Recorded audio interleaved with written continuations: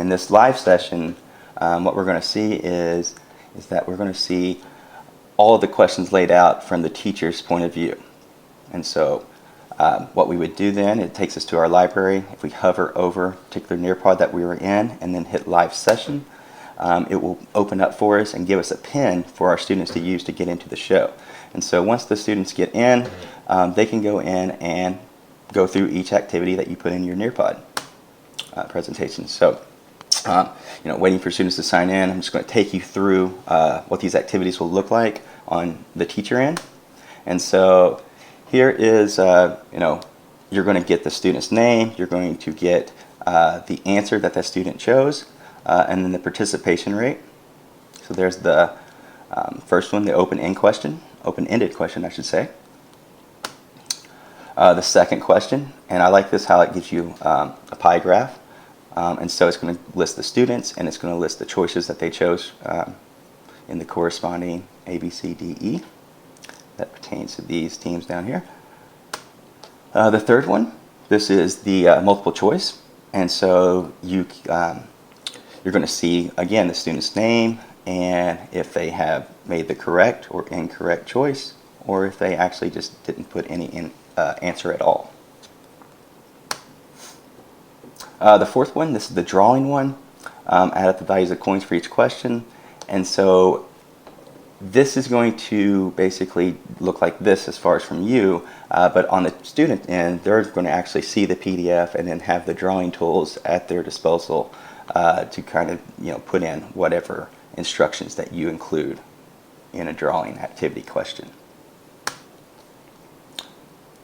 The fifth one is the fill in the blank one, and so on your end, this is what you will see, but on the student's end, they will have the word bank below here. And these countries or words, if you're doing words, will appear in the word bank, and all they will have to do is drag and drop to the corresponding location that they think that word should go and fill in. So it's pretty neat. It basically is takes fill in the blank to another level, because you can add more things, and it's fun for the students to drag and drop.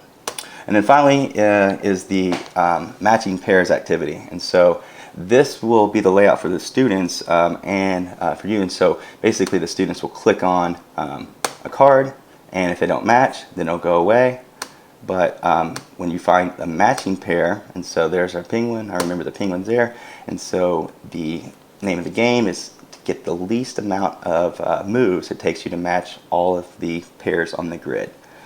Something to end the day with, and maybe to reward the student that has the most or the least moves it takes to match the pairs. So again, you can end the session, or you can hit reports. You can also, on the fly, add these type of questions as well. True, false, that's a nice type of thing to do kind of on the fly to kind of get some more data from your students. But when you end the session, you'll hit that, and this will take your students out of the live session. So we'll hit yes. And for each session that we lead, we always get a report generated. And so when we go into our home screen, we go to reports, and then each activity will be displayed here as far as the reports. And so when we click on that, it will be timestamped of when you launched that Nearpod presentation, and then how many students were in it and whatnot.